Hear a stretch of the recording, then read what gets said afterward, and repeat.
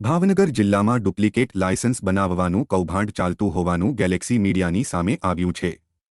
Galaxy media દ્વારા ખુલાસો કરવામાં આવ્યો હતો કે 8,000 રૂપિયામાં ડુપ્લિકેટ લાયસન્સ ખોટી ચિપ લગાવીને બનાવી આપવામાં આવી રહ્યું છે।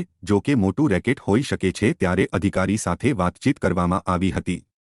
ત્યારે આરટીઓ અધિકારીએ સમગ્ર ઘટનાને લઈને તપાસ હાથ ધરવામાં આવશે તેમ જણાવ્યું હતું। જો કે ડુપ્લિકેટ લાયસન્સ મુદ્દે ખુલાસો થાય અને સત્યતા બહાર આવે તો ડુપ્લિકેટ લાયસન્સનું રેકેટ પણ ખુલવાની સંભાવના રહેલી છે। બીજી તરફ જેની સાથે આ બનાવ બન્યો છે તે વ્યક્તિ પોલીસમાં ફરિયાદ નોંધાવ્યા બાદ વધુ પર્દાફાશ થવાની સંભાવના રહેલી છે। લાયસન્સ માટે એટલે તમે આ WhatsApp પરથી કાઢ્યો કેમાંથી? અરજી તમને આપશે, અરજી ખાસ લઈ લેવાની, કારણ કે જો સત્તાવાર તમારે ફરિયાદ કરીને આગળ વધવું હોય, પોલીસ તપાસ કરવી હોય તો તમારે અરજીની કોપી લઈ લેવી પડે। એટલે એક લઈ લેજો અરજીની કોપી અત્યારે, એટલે ખબર પડે આપું તો પછી ખબર પડે, કારણ કે એક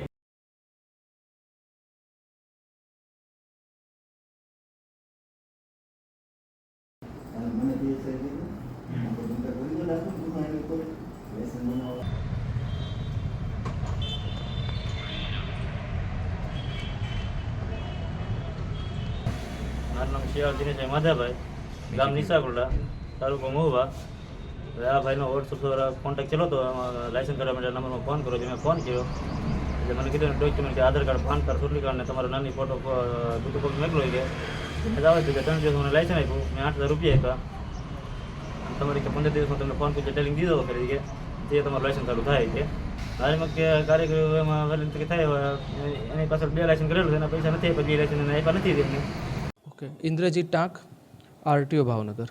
તળાજાથી જે અરજદાર આવ્યા છે એમનું લાયસન્સ જોતાં પ્રથમ દ્રષ્ટિએ બોગસ હોવાનું જણાય આવે છે અને આ બાબતે આગળની કાર્યવાહી કરવામાં આવશે તથા આરટીઓ સિવાય ક્યાંય પણ લાયસન્સ નીકળતું નથી તથા આવા બોગસ લાયસન્સ કે જે તમને કોઈ પણ કહેતું હોય તો તમારે સૌથી પ્રથમ અમારું ધ્યાન દોરવું જેથી આગળની કાર્યવાહી થઈ શકે।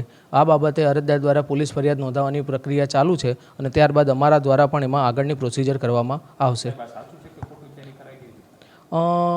સાચું છે અને ખોટું હવે તો કેવું છે, પ્રિન્ટ છે એ બારકોડવાળી પ્રિન્ટ આવે છે, એટલે બારકોડ સ્કેન કરો એટલે તમને ઓનલાઈન તમારું બધી ડેટા દેખાઈ જાય છે, જ્યારે આ લાયસન્સ ચિપવાળું છે અને ચિપવાળા લાયસન્સ પ્રિન્ટ થવાના ક્યારના પણ બંધ થઈ ગયેલા છે।